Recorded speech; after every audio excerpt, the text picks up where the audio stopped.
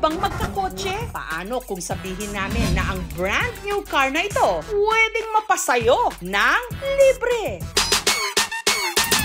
Kailangan lang hawakan ang kotseng ito at ang pinakahuling bibitaw ang mag-uuwi ng brand new car.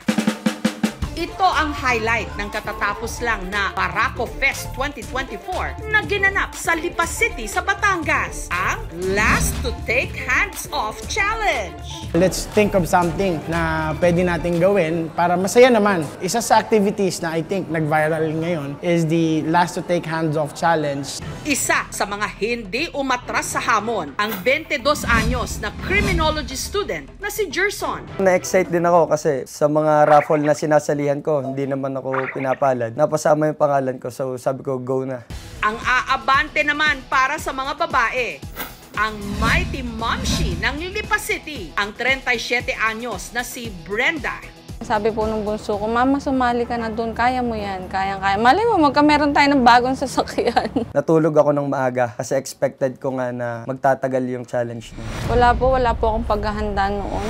March 14 ng hapon, dumating sa venue ang inaasam-asam ng lahat, ang brand new SUV na nagkakahalaga ng 1.8 million pesos. Nakadikit dito ang hand stickers na may numero kung saan ipapatong ng contestants ang kanilang mga kamay. Hindi namin sila pinwesto kung saan nila gusto. That's why the game is fair kasi kung ano nabunot mong numero, dun mo talaga ilalagay yung kamay mo. Si Gerson, number 12 ang nabunot at nakapwesto sa headlights ng kotse. Si Brenda naman, contestant number 6 at nasa may bandang kaliwa. Nakikita ko sa kanila na matatag din sila. Talagang parang ipupurso din nila yung laban. Natakot po ako, lalaki nila eh. Puro lalaki pa po. Sabi ko, kaya ko kayang patumbahin mga to.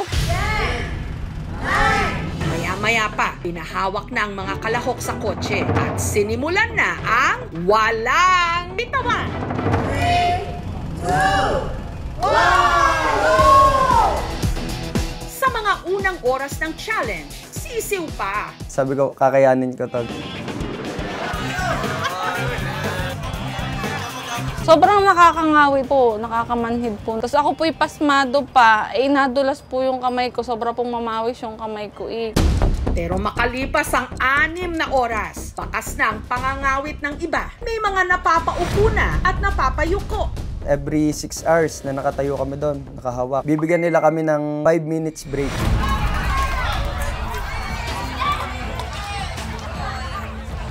Inihilot, pinapakain, pagkaihi, uupo lang saglit, balik na ulit dun sa kotse.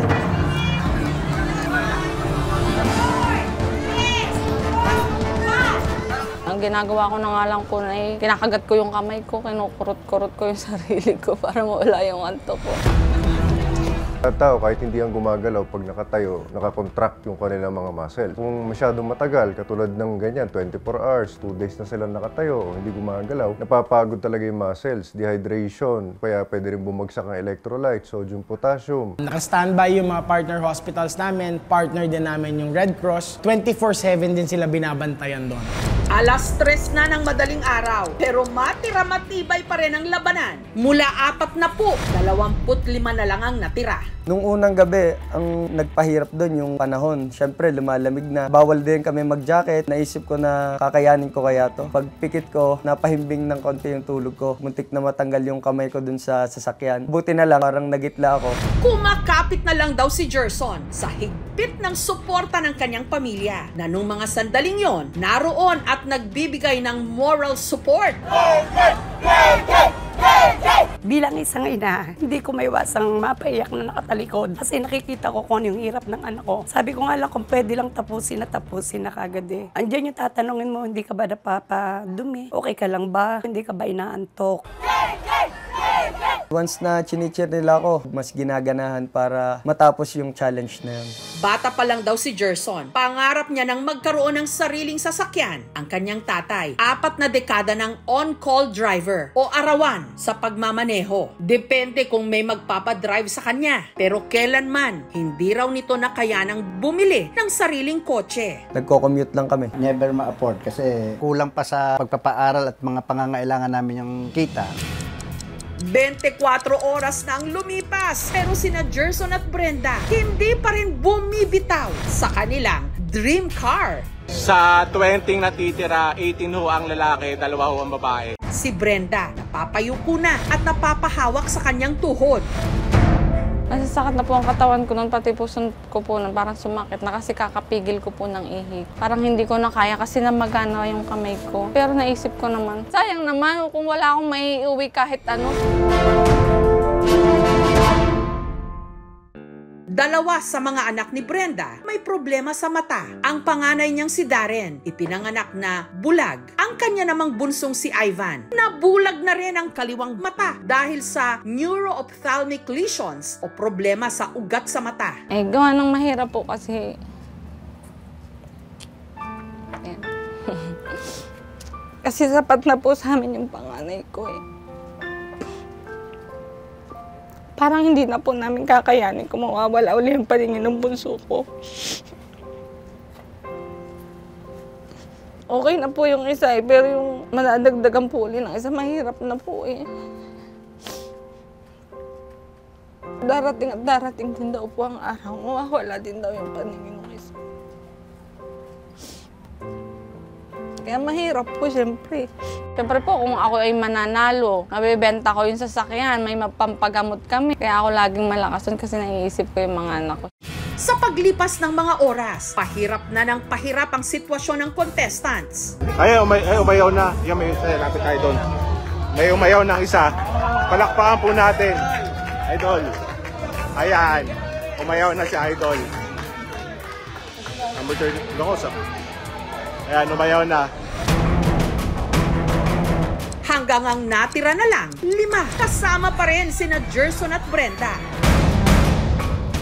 Mas lalong lumalakas yung loob ko kasi kumukunti na yung kakompetensya ko. Sabi ko pang ilang kaya ako sa 5 ito? Sa pagkakataong ito, ang mga organizer, nilagyan na ng twist ang challenge.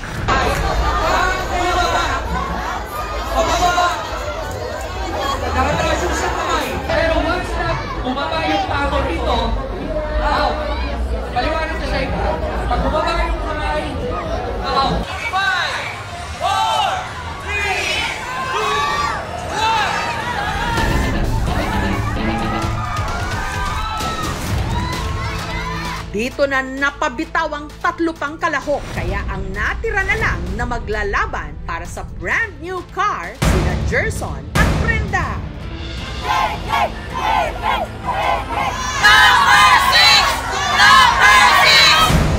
Sino nga kaya sa kanila ang mag-uuwi ng brand new car na 1.8 million pesos ang halaga? Sabi ko, nandun na kami Kakayanin ko na to kung hanggang saan yung kaya ko. Sabi ko may mas advantage ako dito kasi nga criminology student, mas sanay yung katawan ko. Pero nung pag tumitingin ako sa kanya, parang sabi ko parang hindi ito nahihirapan. Parang ako yung unang susuko. Medyo nagdidileryo na talaga yung paningin ko.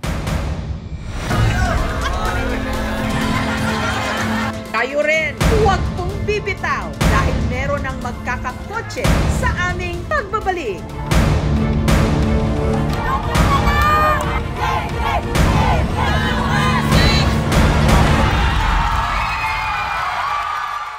Sa ikatlong gabi ng Last to Take Hands Off Challenge, ang natitira na lang sina Gerson at Brenda. Ang huling bibitaw sa kanila sa kotse ang mag-uuwi ng brand new car na nagkakahalaga ng 1.8 million pesos. Sabi ko, nandun na kami Kakayanin ko na to kung hanggang saan yung kaya ko. Mas ginanahan ako, nagporsige ako para makamit yung tagumpay. Dahil sa twist na idinagdag ng mga organizer, mas lalong humirap ang challenge.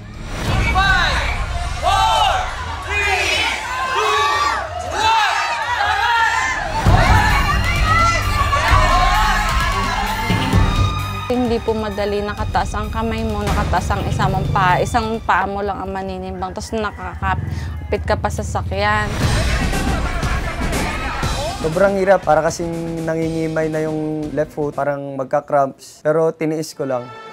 Wala pa si Brenda, nakatanggap na ng warning. Medyo naangat daw po kasi yung kamay ko dun sa sasakyan. Dapat daw straight na yung left hand. Doon ako lumabang kasi nga strong hand ko yung kaliwa ko. Hanggang si Brenda na disqualify.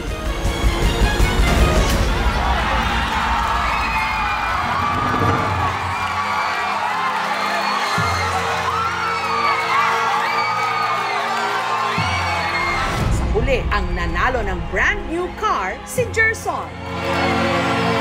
So may konting kakulitan din tong content creator, kaya naitaas niya yung kamay ng isang ating player. Hindi namin pwedeng i-disqualify kasi yung player, kasi nga hindi naman talaga niya kasalanan. So walang pandarayang naganap.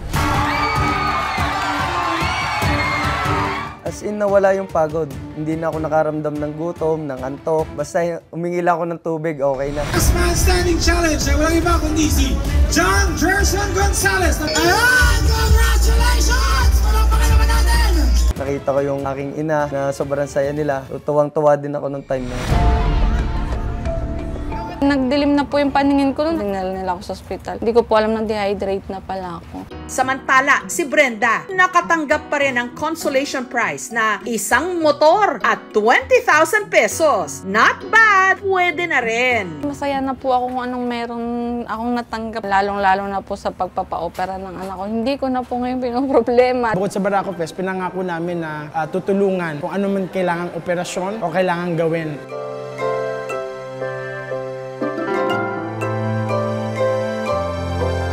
Kung may mga lakad kaming malayo, babakasyon, siguro magagamit na namin yan ng sama-sama. Sa anumang sitwasyon, sa pag-abot ng ating mga pangarap, walang bibitaw. Always eye on the prize.